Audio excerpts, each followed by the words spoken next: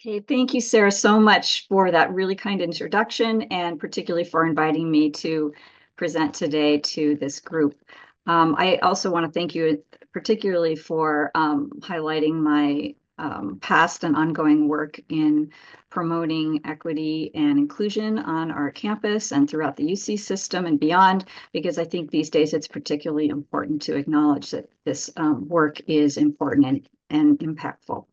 So today I'm going to, first of all, start with my most important slide, which is to acknowledge the people in my lab, past and present, that have contributed to this work. In particular, can you all see my cursor? I'm going to make sure I can find it. Haven't been able to activate I'm going to try to activate a pointer. Hopefully you can see all that. But I really want to particularly highlight my long-term colleague and friend who has really been instrumental in many projects in the lab, but particularly with the project that that I'm going to be talking with you about today, which is my colleague who's a project scientist here at UCSD, and her name is Barbara Calabrese, and she is the one responsible for all of the data that I'm going to be sharing, and for organizing our fleet of fantastic undergraduates without whom we could not do all of this work successfully.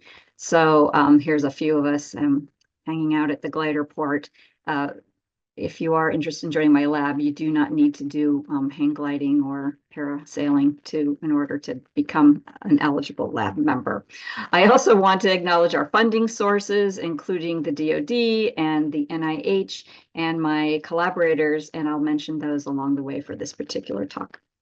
So I'm going to start and end with a premise for us to consider, hopefully one that we can all more or less agree upon, which is the, first of all, the fact that the brain's activities are really dependent upon the consumption of fairly large amounts of energy.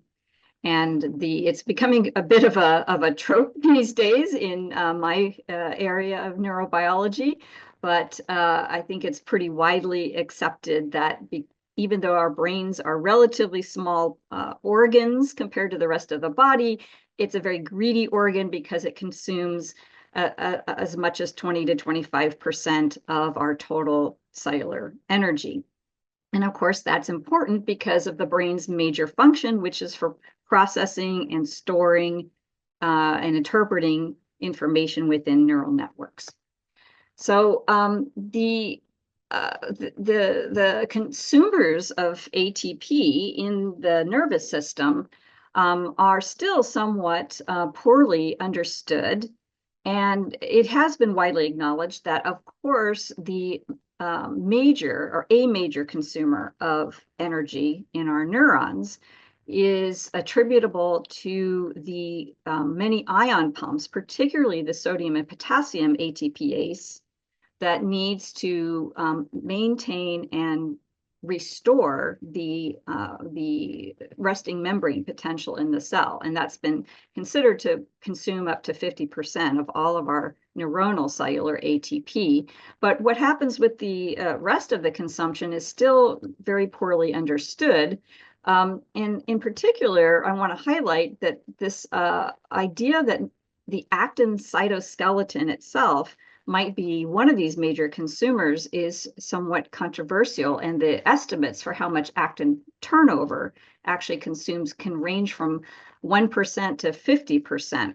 In fact, the most compelling experimental evidence about the consumption of ATP in the cell body and the dendrites came from a work more than 10 years ago from the Bamberg lab, where they concluded that actin's ATP hydrolysis is a major drain of ATP, and it's as consuming as the sodium potassium ATP itself, up to a 50% amount.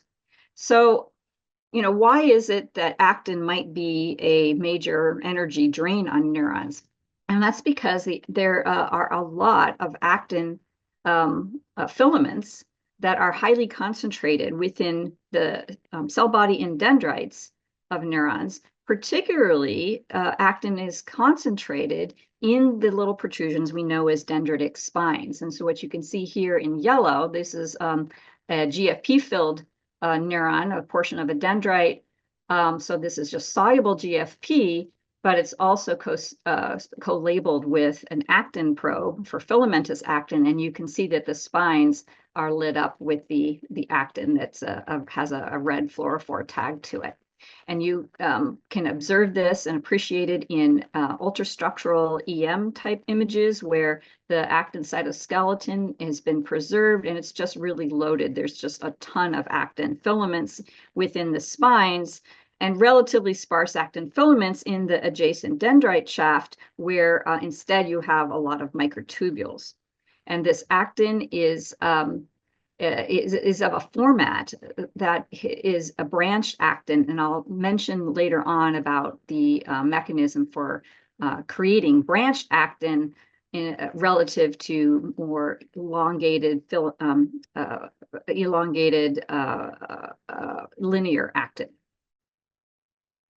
Now, why is it that actin consumes ATP? Why do we need to even think about this? And this is because that actin polymerization itself is an ATP-dependent process.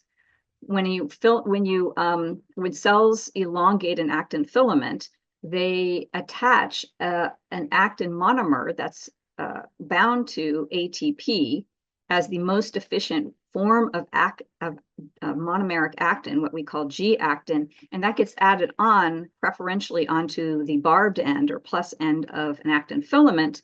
And then with an intrinsic ATPase activity that's activated when the monomers are polymerized into a filament with some short delay, the actin in this monomer gets hydrolyzed.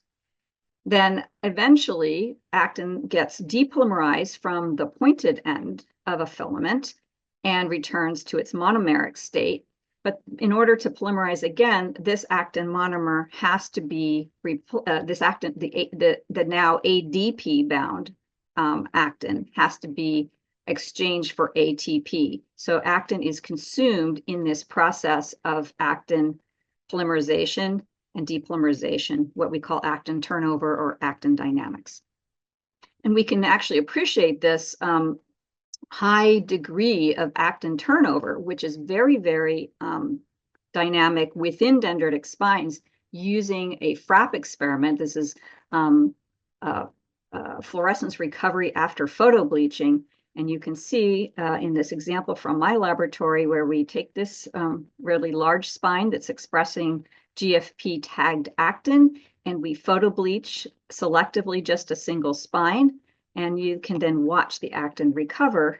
And from that recovery, from the recovery kinetics, you can calculate the actin turnover rate on average, which is around 20 seconds or less. So that means in 20 seconds, half of the actin filaments within a spine has completely turned over with new actin monomer incorporation. So this is a very high degree of actin dynamics, and this actin turnover dynamics is essential for maintaining the shape and integrity and the connectivity of the dendritic spines. And we know that that dynamic actin is very important for processes of neuroplasticity because, for example, my laboratory and other laboratories have demonstrated that long-term potentiation, a cellular basis for memory storage in the brain, is dependent upon an active dynamic actin cytoskeleton. And this dynamic actin cytoskeleton, one of its main functions is to regulate the size, the volume of the dendritic spines during synaptic plasticity. And during LTP, where spines are growing and strengthening, there is an increase of actin polymerization. And during spine shrinkage associated with synapse weakening or long-term depression, there is a net loss of actin filaments in the dendritic spines. So there's a lot of importance to understanding the consumption of ATP and the dynamics of that and what is regulating the availability of ATP to support plasticity. And until recently, it's been very difficult to get those types of answers at the level of subcellular compartments within neurons. But for the last few years, several laboratories have been developing various ATP biosensors that can be expressed genetically. And my laboratory is now in the process of using some of these ATP biosensors. There's 3 of them that we've been starting to use in the laboratory or illustrated here. But this is just for me to, to mention that we are interested in understanding and asking specifically, for example, the question of, is indeed actin turnover a major consumer of ATP in dendritic spines? And so the way we design these types of experiments is what my colleague Tim Ryan refers to as a poison in weight approach, where you express your biosensor in your neurons with a in our case, we use cultured neurons and we transfect in fluorophore tagged proteins of interest. And in this case, we have a biosensor that we then monitor over time after manipulations. And the key manipulation for measuring ATP consumption is that because ATP is so highly produced and very coupled to ATP consumption in cells, we in order to measure the rate of ATP consumption, we first block the production of ATP by poisoning the 2 main sources of ATP, glycolysis and oxidative phosphorylation. So we begin to deplete the cellular production of ATP, and then we watch the rate of that ATP plummeting. And then what we can see is that when these, then we ask the question of when we block a hypothesized source of ATP consumption, what happens to the rate of this ATP depletion. So these are experiments that Barbara and a number of students in the laboratory have been working on. We are just in the early stages of gathering our data, so I don't have an answer for you yet. Hopefully the next time I meet with you, we will have some data to share about this. But I just wanted to share sort of the approach of something that we're interested in the context of that connection between energy and synaptic structural plasticity. Today, instead, what I'm going to do is share some data from our laboratory to ask a related question, which is what happens to dendritic spines and their actin filaments when neurons are deprived of ATP, as occurs during certain conditions like stroke or cardiac arrest, or even exposure to certain neurotoxins that can affect brain metabolism. So this is a project we've been working on for a few years now, and what we've discovered happens to the actin cytoskeleton when ATP is depleted is that 2 things happen. First of all, actin filaments are lost from the spine. So actin undergoes a net depolymerization within that rapidly turning over population of actin in the spines. Instead of polymerizing, then there's just a net depolymerization of the actin filaments. Okay, and concomitantly, the volume of the spine heads shrink as actin is lost. But the interesting phenomenon that we were surprised to discover is that simultaneously with that loss of actin from the spines, there is a buildup of actin filaments, these aberrant buildup of filaments within the dendrite shaft and in the soma. And this actin accumulates in linear strands. And because normally, as you can see in this image here, where this is phalloidin staining, which is just we can fix the tissue and stain with fluorescent phalloidin to label the actin filaments. And you can see that normally the cytoplasm around the nucleus and within the interior shaft of the dendrite, normally there's not a lot of filamentous actin in the shaft. But after we deprive the neurons of oxygen and glucose, or do other manipulations, as I'll show you in a moment, we see this enormous accumulation of filaments within the dendrite and the soma.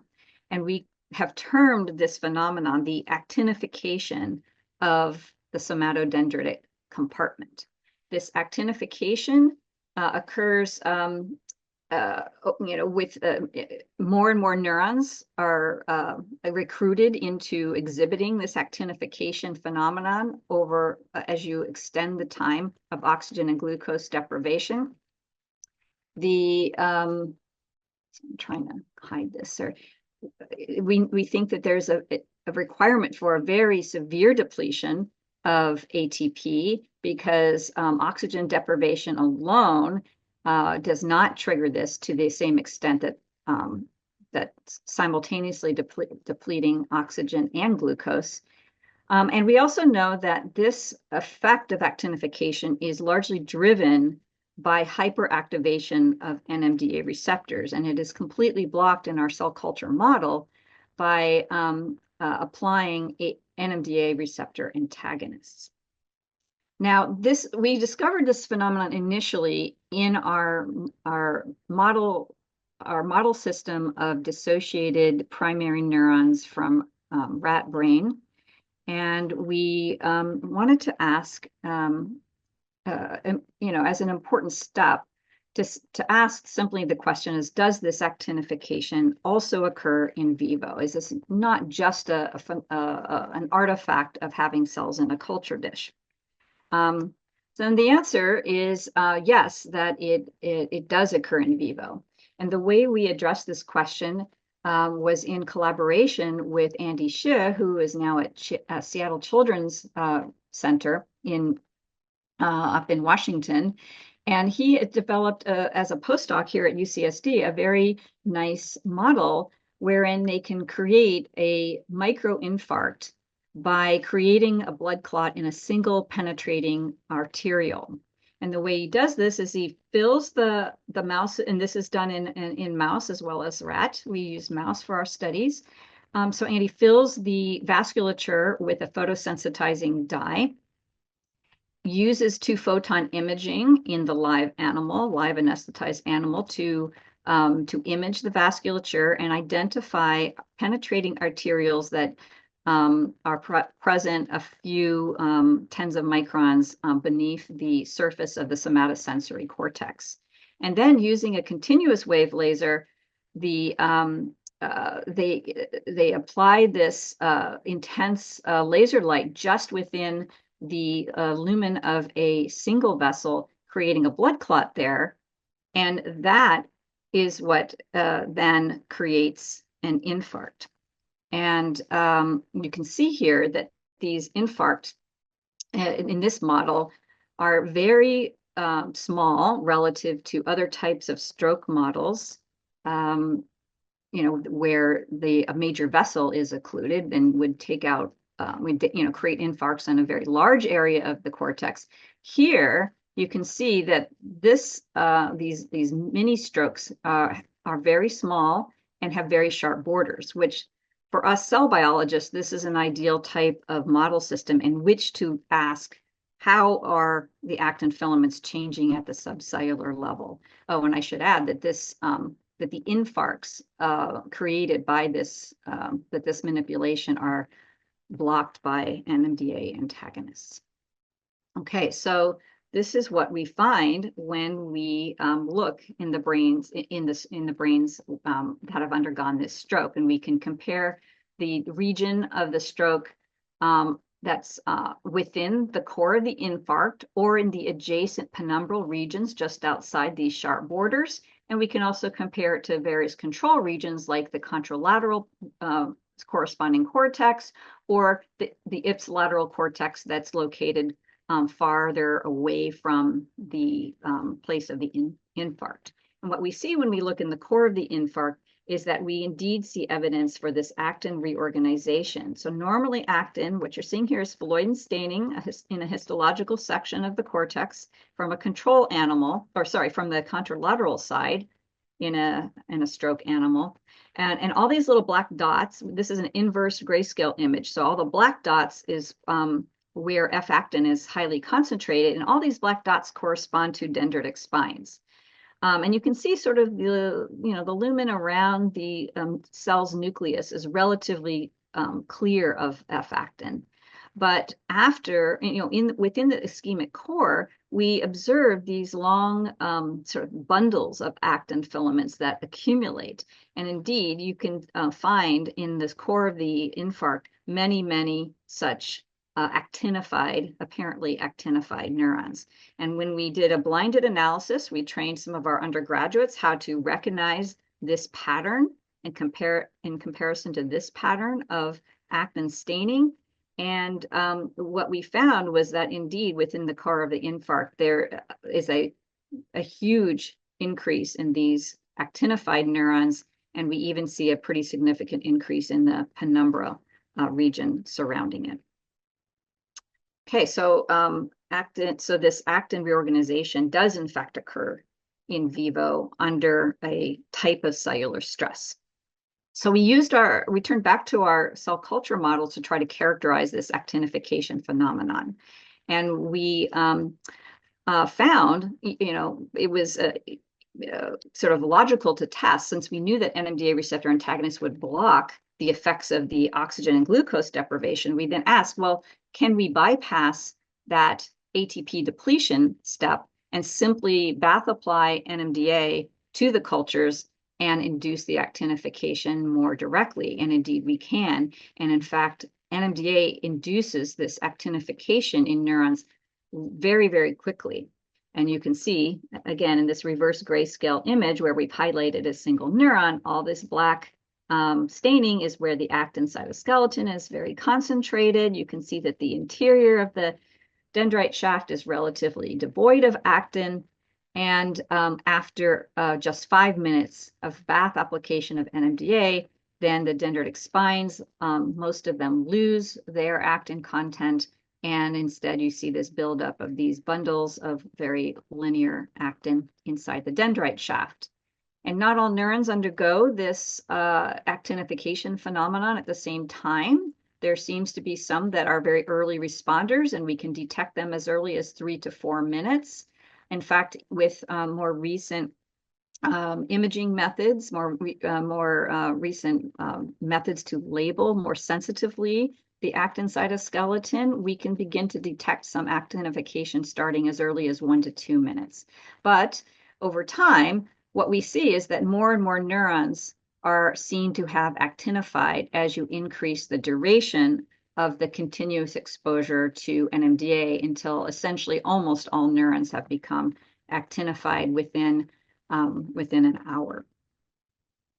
Here is an example from a live imaging experiment where we've tagged the G-actin with a fluorophore, and what you can see is once we add NMDA, very rapidly we start to lose the actin in the spines, and we start to observe this buildup of actin filaments in the dendrite shaft. Okay, here's an example from a zoomed in image of a dendrite. From that example, you can see the loss of the actin in individual spines. The spines kind of just shrink into a very aberrant, weakened morphology. And at the same time, we're seeing a buildup of actin filaments. These movies are looping. And then here's a more recent example of where we observe this loss of the actin in the spines and a buildup in the dendrite shafts, which occurs very quickly over just a matter of a couple of minutes. Okay, so one question that I've often been asked is whether only spiny neurons, only certain populations of neurons are capable of undergoing this actinification.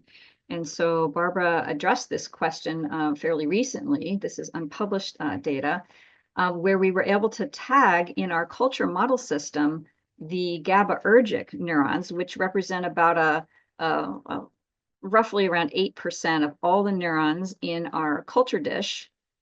These are, I probably forgot to mention that these are cultures of hippocampus taken from embryonic brains and around day 18, embryonic day 18, and then they're grown for 3 weeks in culture prior to transfecting in or doing our experimental work.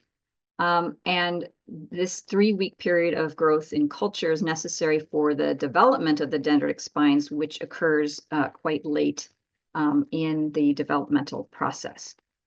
So these cultures are mixed neurons and glia. They have about a 10-20% population of astrocytes within the cultures. So here you can see the staining with our actin label, our phalloidin staining. And this neuron happens to be one that is one of the minor population of GABAergic cells that occur in the culture. These GABAergic cells synapse, just like the excitatory glutamatergic cells in the culture. They form an extensive array of axonal connections that provide synaptic input. And in fact, the release of GABA, these cultures are spontaneously active with, we can record action potentials from them and network activity. And the GABAergic cells participate in network activity and dampen the level of excitability within the networks that form within the culture system.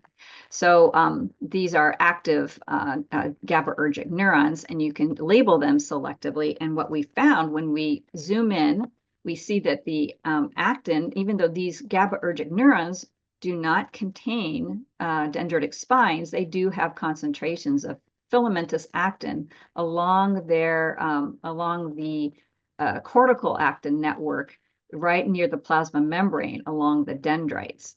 And so we can kind of recognize these neurons even without the tag to confirm their identity. So we wanted to ask, do these non-spiny neurons actually actinify in response to NMDA? They have NMDA receptors, and the answer is yes, indeed. They actinify very, very nicely. You can see this is one of these cells that has been tagged by the GABAergic cell label, and we can see that it, compared to a control culture where we have actin filaments that are along the edges but not within the interior, which we can confirm using line scans across the dendrite, we observe that actinification does indeed occur very robustly in these populations of inhibitory interneurons.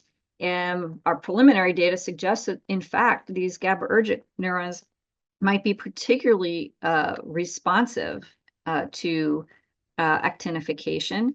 And as we'll see in a moment, the actinification is a good thing.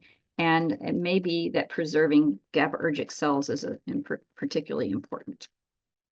So another feature of this actinification phenomenon I wanted to point out is, a couple of things. First of all, the accumulation of actin within the dendrite shaft occurs essentially simultaneously with the loss of actin from the dendritic spines. We haven't easily seen a period of time where there's a gap between the spine actin loss, and the detection of actin accumulation in the dendrite shaft. So these things seem to be coupled temporally. The other thing that we know about these actin filaments that form is that they are when we've collaborated with an expert on using ultrastructural methods to identify individual actin filaments within the neurons, what our collaborator Tanya Svitkina found is that the actin is indeed very, very long, continuous actin filaments. And that's very much in contrast to the branching of actin filaments, the branched formation of actin that occurs in dendritic spines. So we're losing the branched actin from the spine population and instead accumulating elongated actin filaments within the dendrite shaft. So these elongated filaments are remarkably stable. they do not turn over with anywhere near the rapidity of the actin dynamics within the dendritic spine. I told you the half-life of spine actin is around the order of 20 seconds. We weren't able to actually carry out FRAP experiments like I showed you earlier to ask about these stable filaments in the dendrite shaft, these actinified filaments, because fluorescent protein tagged forms of actin don't actually incorporate into these actinification filaments. But instead we used another trick, which was that we can use a drug called latrunculin A, which will specifically bind to actin monomers and sequester them, so that as actin is undergoing its normal dynamics of polymerization and depolymerization, latrunculin A will grab onto the depolymerized, the G-actin form of actin, and prevent its assembly into F-actin. And so what we can then find out is that we can ask whether these actinified filaments, are they actually sensitive to latrunculin A, where we would normally see them, latrunculin A favoring a net disassembly of the actin filaments. And the answer that we got was that these actinified filaments are almost completely resistant to latrunculin A for up to 2 hours. That is a remarkably stable population of actin filaments, and we don't know the mechanism of this extraordinary stability of the filaments, but we are investigating some hypotheses about that. Okay, and this is, we did these experiments in the continuous presence of NMDA. So we apply the stressful stimulus, we leave that stress in place, and then ask whether the filaments are turning over, and they are not. However, the really interesting thing is that despite their extraordinary stability, the F-actin will disassemble once the stress is removed. And this disassembly of F-actin occurs over the course of 30 to 45 minutes. And we can see that if you bath apply NMDA, you get this large degree of actinification of the neurons. And then you apply an NMDA blocker to prevent ongoing hyperactivation of NMDA receptors. We can see that actinification drops nearly back to control levels within less than 1 hour.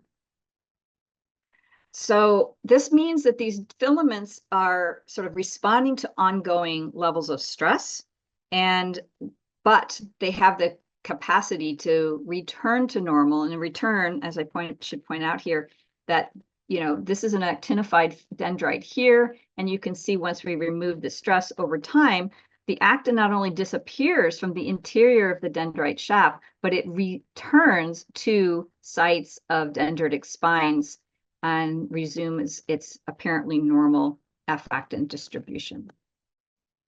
Okay, so next we turn to asking what conditions initiate actinification. And here I'm going to summarize a lot of osmotic and pharmacological manipulations relatively quickly, which is what we concluded was that actinification is triggered by specific conditions, and there's 2 conditions that need to converge in order for this to happen. We need calcium influx, and perhaps that's not surprising, as I'm sure you're all well aware. NMDA, excessive NMDA receptor activation is associated with excessive calcium entry, and because the NMDA receptor itself is highly calcium permeable. And but the other condition that's required is that you also have to induce cell swelling, an osmotic disruption. So what we found was that sodium influx, chloride influx, and subsequent water influx are also necessary in addition to calcium influx in order to induce actinification. And so we found we noticed as at the same time that actinification is being induced by this excess activation of NMDA receptors, the neurons we observed this tendency for the neurons to swell. You can see this with an expansion of the cell body and the dendritic plasma membrane using a fluorescent membrane tag. And so we asked whether using the compound mannitol, a cell impermeable sugar, does that reduce actinification? And indeed, it significantly reduces the actinification. And we also found that removing extracellular calcium and extracellular sodium would also completely prevent actinification. Now, we found that ionomycin, the calcium ionophore, can by itself trigger actinification, even in the presence of NMDA blockers. However, that also requires a sodium influx, because if we remove extracellular sodium, then actinification is very strongly prevented. Okay, so I'm going to skip through this and also just briefly tell you the data that chloride influx is also necessary, as I mentioned. And interestingly, the chloride influx mechanisms that are required for this actinification phenomenon are those that have been previously identified by McVicker and colleagues as being important for triggering neuronal swelling. The pharmacology is a pretty good match. Okay, and it involves this particular types of ion exchanger, this chloride exchanger, the SLC26A11 form of chloride sort of transporter exchanger family members. Okay, so let's turn now to the molecular mechanisms that are actually driving this actinification. And this gets me back to something I mentioned earlier, which is the modes of actin polymerization. So in a test tube, actin can spontaneously polymerize, but it's a relatively slow process. It can even polymerize without ATP, although the actin monomers polymerize much more efficiently when they're bound to ATP, as I mentioned earlier. But in a cell, this process is greatly accelerated with protein complexes that do a job to augment and facilitate this process. And there's two main ways that actin polymerizes. One is in this branching mode, which is mediated by a large complex of proteins called the ARP23 complex. And this branching mode of actin filaments requires a mother filament that is bound by this ARP23 complex, which nucleates a branch that comes off the mother filament to create a daughter filament. And this is the mode of actin formation, actin filament formation that predominates within dendritic spines. Now, the other mode of actin polymerization that cells use is to create long linear actin filaments using a family of proteins called formins.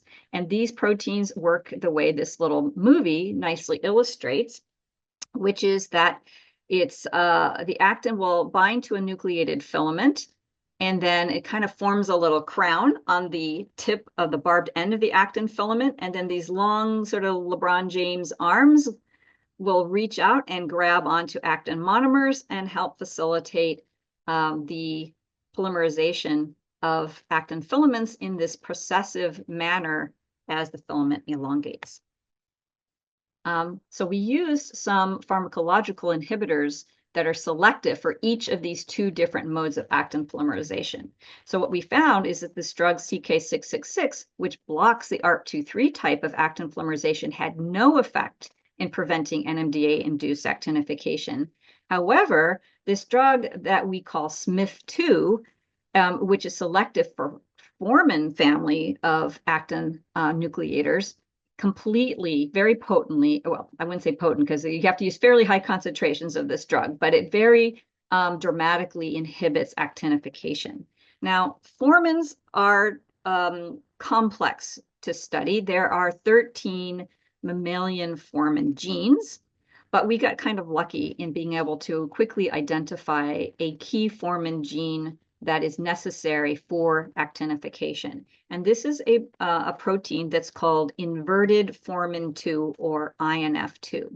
And INF2 is indeed expressed in the soma and dendritic arbor of neurons. Now, let me point out some other thing that I had mentioned earlier, which is that neurons are variable in their timing of when they initiate their actinification.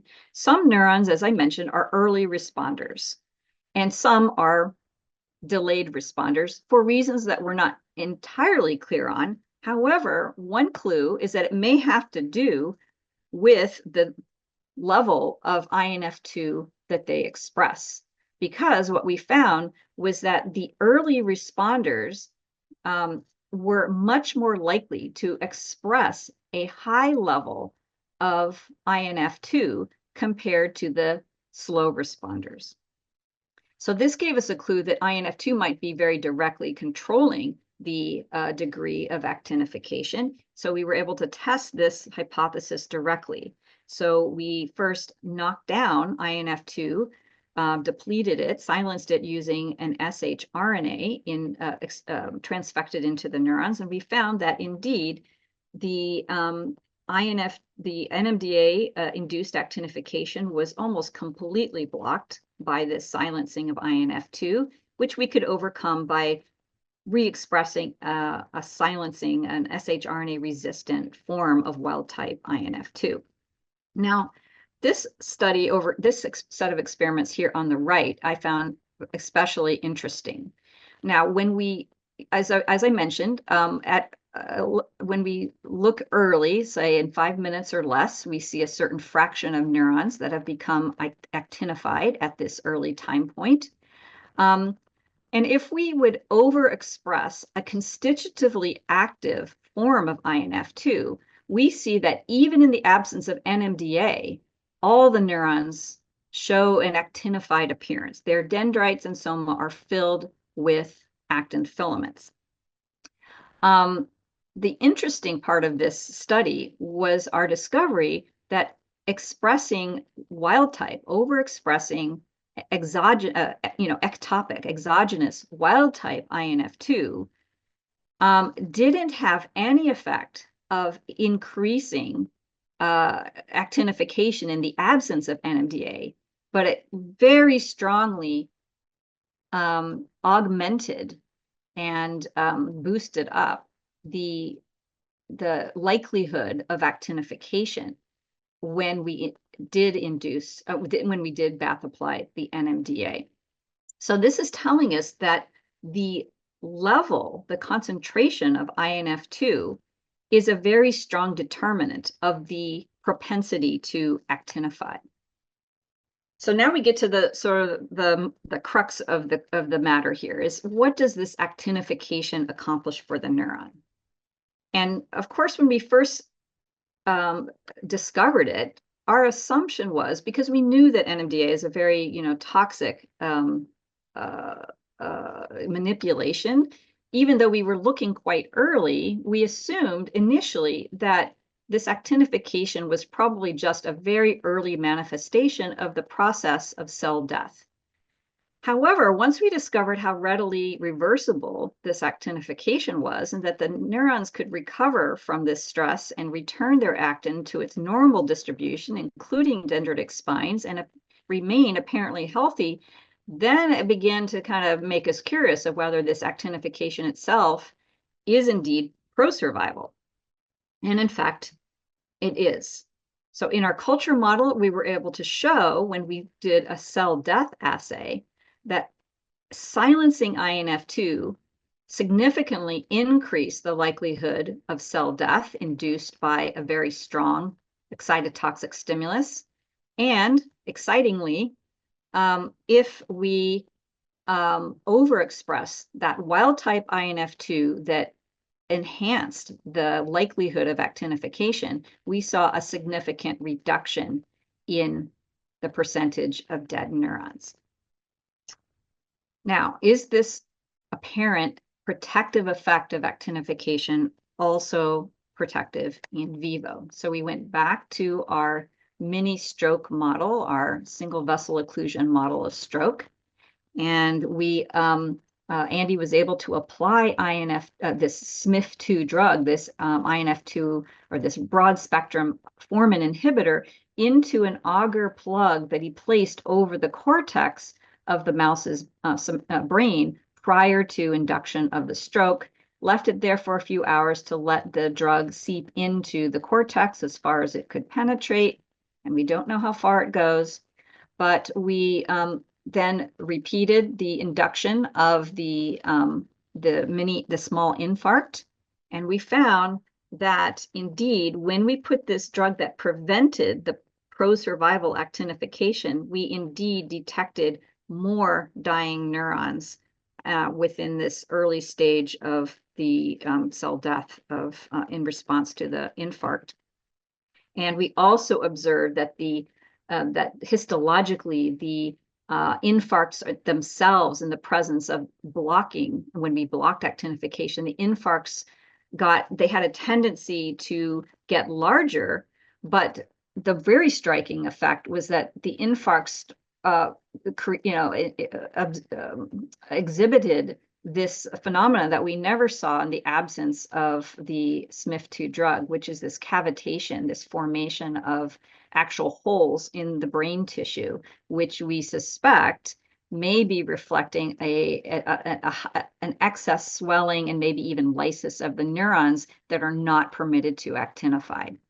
So we know that this is an effect that's somehow apparently specific to the brain tissue, the vascular tissue itself, the cell vessels. We just wanted to make sure that this drug wasn't affecting the diameter of the vessels in the vicinity of the stroke, and indeed there was no significant effect on the vesicle diameter. All right, so to summarize here, I'm going to wrap up in the next couple of minutes, which is this little cartoon sort of illustrates how we believe that in an ischemic injury, the actin that's normally highly concentrated in the dendritic spines gets massively reorganized in this phenomenon that we've named actinification.